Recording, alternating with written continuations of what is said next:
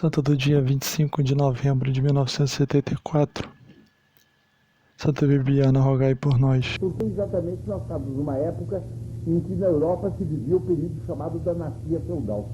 Os senhores feudais, os príncipes, se destacavam todos por uma tendência a guerrear excessivamente, a manter uns com os outros em estado de guerra contínuo por razões muitas vezes fúteis, por razões que levavam a Santa Sé a pronunciar condenação em cima de condenação. Duas influências nefastas que somavam para que esse estado de coisas existisse. Em primeiro lugar, uma influência bárbara, que era remota, mas que ainda se fazia sentir, e que levava esses homens a não poderem viver tranquilos, mas, de outro lado, também uma explosão de vaidade e de megalice, a que, infelizmente, as cruzadas do Oriente tinham dado lugar. Os senhores sabem que na Europa houve várias cruzadas. A mais vitoriosa de todas elas foi a cruzada da Espanha e Portugal contra os mouros que invadiram a Península Ibérica. Houve cruzadas também coroadas de belo êxito contra os turcos que invadiram mais de uma vez a Hungria, vindos do sul, cruzadas também coroadas de êxito e bom êxito contra os pagãos do Mar Báltico que queriam impedir a expansão da religião católica. Mas, ao par dessas cruzadas, houve a série de cruzadas mais célebres, que foram as para a libertação do Santo Sepulcro, que, no total, umas pelas outras, redundaram no fracasso.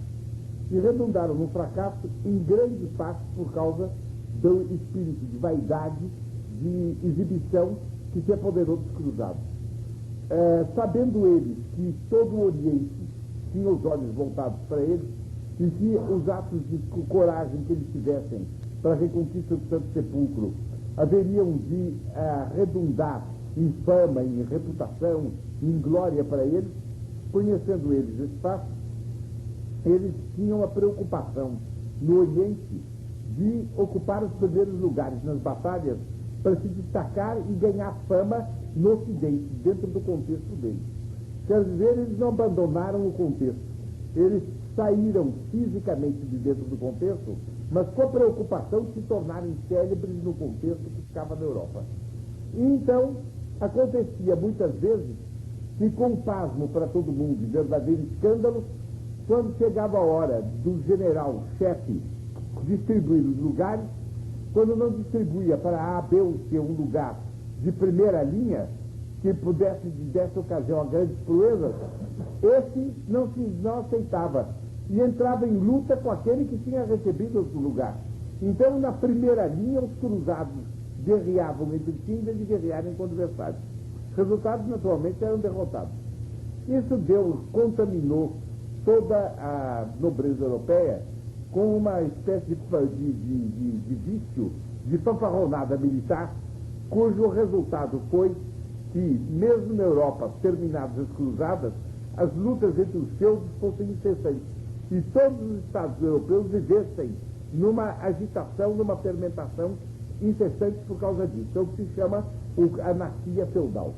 Essa anarquia feudal favoreceu até indiretamente a causa da Revolução.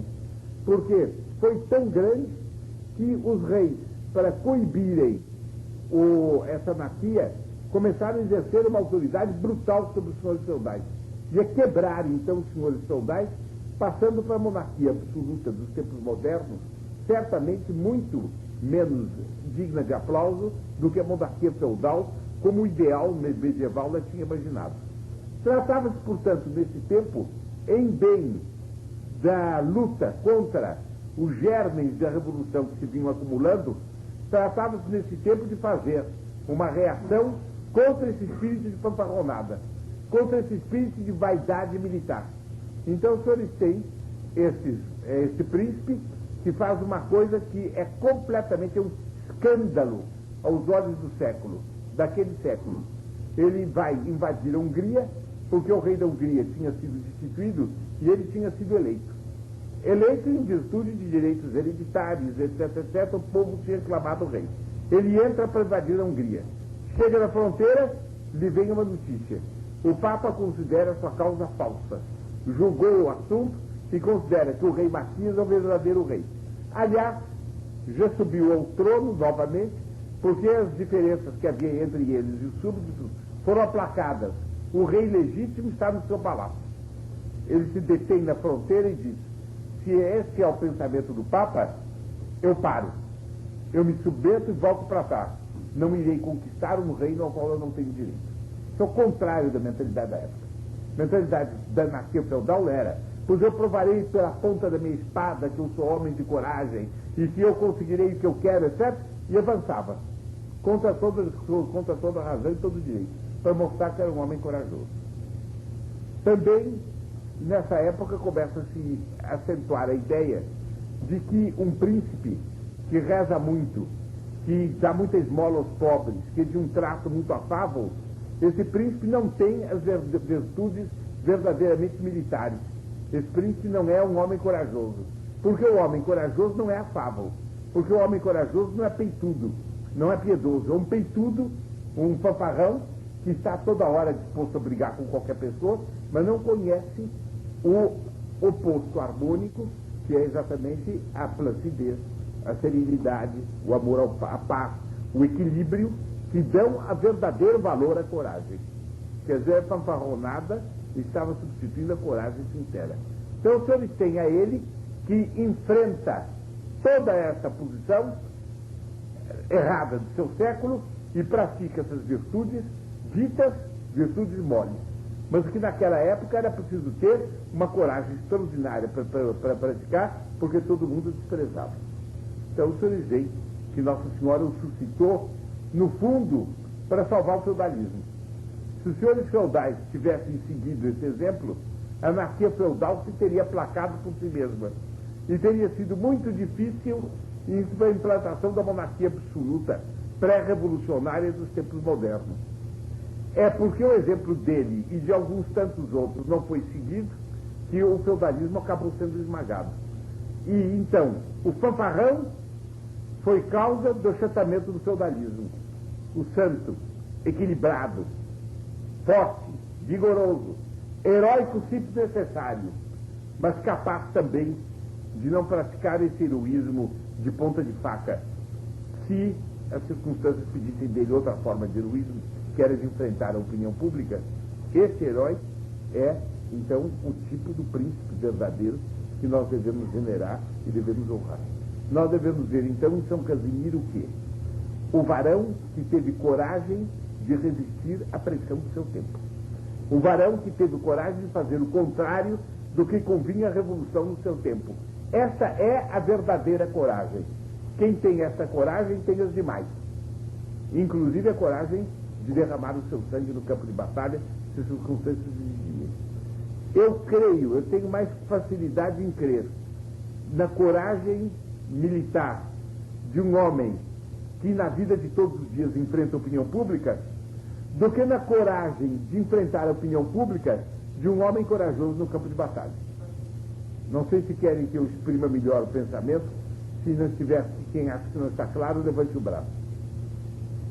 Quer dizer o seguinte: imagine que eu veja um homem que tem coragem de enfrentar a opinião pública, mas nunca deu provas de coragem no campo de batalha. Eu digo, esse homem tem 90% de possibilidade de ser um herói no campo de batalha. Veja agora um homem que eu vejo que é herói no campo de batalha. Eu me pergunto, que probabilidade esse homem tem de enfrentar a opinião pública?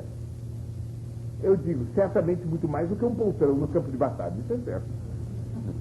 Mas é verdade que quanto mais ele for corajoso no campo de batalha, tanto mais eu devo presumir que ele seja corajoso enfrentando a opinião pública. Mas ser corajoso no campo de batalha é menos difícil do que ser corajoso enfrentando a opinião pública. O resultado é que eu daria para um homem corajoso no campo de batalha 70% de probabilidade de enfrentar a opinião pública. Para um homem que enfrenta a opinião pública, eu daria 90% de probabilidade de enfrentar no campo de batalha o perigo. Por quê? Porque quem pode o mais, pode o menos. Quem pode, portanto, enfrentar a opinião pública, pode o menos, que é expor a própria vida. Quem pode o menos, pode o mais? Pode ser. Quem pode o menos, está mais a caminho de poder tudo do que quem não pode nem o menos. Eu compreendo. Mas, para dar provas que ele pode mais, é preciso passar pela prova de fogo. O senhor dirá, mas será verdade, doutor Plínio, que um homem que tem coragem, que é mais difícil enfrentar a opinião pública do que enfrentar o adversário no campo de batalha? Eu digo, é nobilíssimo, é belíssimo, é empolgante enfrentar o adversário no campo de batalha a serviço de uma guerra justa e, sobretudo, de uma guerra sagrada. É belíssimo, é empolgante. Mas há muita gente que corre esse risco de medo de que caçoem deles na retaguarda. Logo, tem mais medo da risada da retaguarda do que da metralhadora que encontra pela frente. Eu já tenho dito isso várias vezes e é um pensamento que convém sempre lembrar. Então, nós podemos considerar que São Casimiro foi um verdadeiro herói. Não sei se está claro ou se alguns de vocês queriam me perguntar alguma coisa. Bem, eu creio que nós podemos encerrar a reunião de hoje.